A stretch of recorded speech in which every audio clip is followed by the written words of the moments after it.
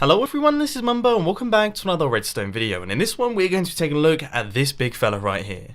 Now today has been an absolutely beautiful day in England and I was thinking to myself, I could go out and do something, perhaps go out and see friends or go for a walk in the park, but then I thought to myself, it has been ages since I've built a really complicated redstone contraption on this channel. So I'm going to try my best to create a realistic piston elevator that takes the player up by 6 blocks, which although that doesn't sound like much, is actually a lot in terms of these builds right here. Much like a real life elevator, the elevator has to be on the floor that you're on for you to be able to use it. Otherwise, of course, you're going to throw yourself into an empty elevator shaft, and well, I think everyone will agree that that's generally quite a bad thing to do. But anyway, if you are on the floor that the elevator's at, all you have to do is pop inside, hit this button right here, and as you can see, the doors will close and you will gradually make your way to the floor that you want to go to.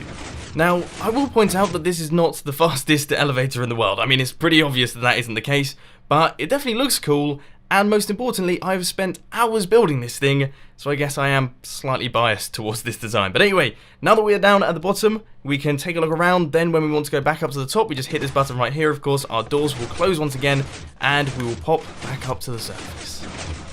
I mean, I must admit, that is a very nice elevator, but what happens if I'm on a floor where the elevator isn't?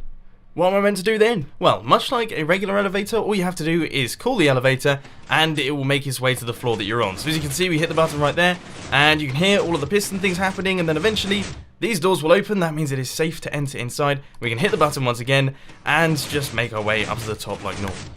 For anyone who's been on my channel for a long time, you'll know that I've built a lot of elevators. I've built simple ones, complicated ones, minecart ones, slime block ones, all the different types of elevators, and I'll put links to those on the screen and also down in the description.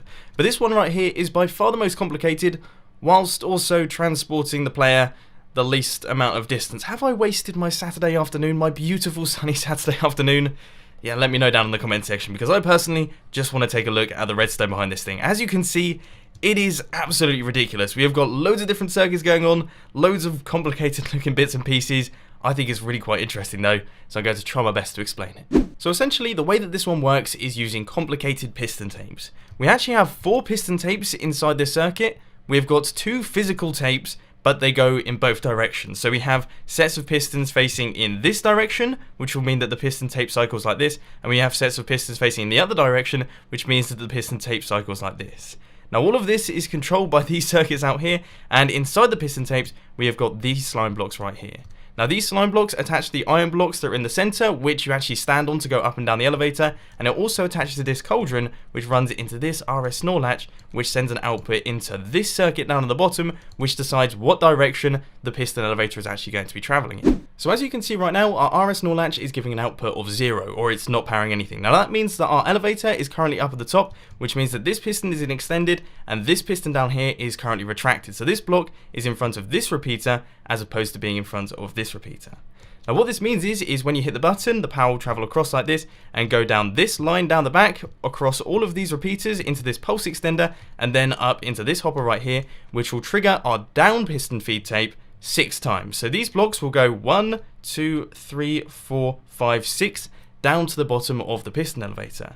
What will happen then is our cauldron will go past the RS NOR latch, that will power the RS NOR latch, causing a change of output, causing this piston to extend, causing this piston to extend, which means the block will be in front of this repeater right here, which means the next time you hit the button, it will trigger the upwards facing piston feed tape using this circuit right here.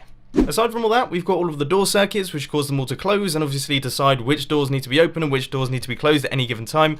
All in all, it's just a bit of a mess, and if you understood that explanation, nice work, mate. If you didn't, then I'd suggest checking out the World download down in the description, perhaps taking a closer look in a little bit more detail, or perhaps just going up and down in the elevator, because trust me, it's actually quite a bit of fun, even if it is ridiculously so. But unfortunately, ladies and gentlemen, that is all I've got time for today. I hope you enjoyed this video. If you did, please be sure to hit that like button, and if you really loved it, then make sure to subscribe. But thanks for watching, guys. This has been Mumbo, and I'm out. I'll see you later.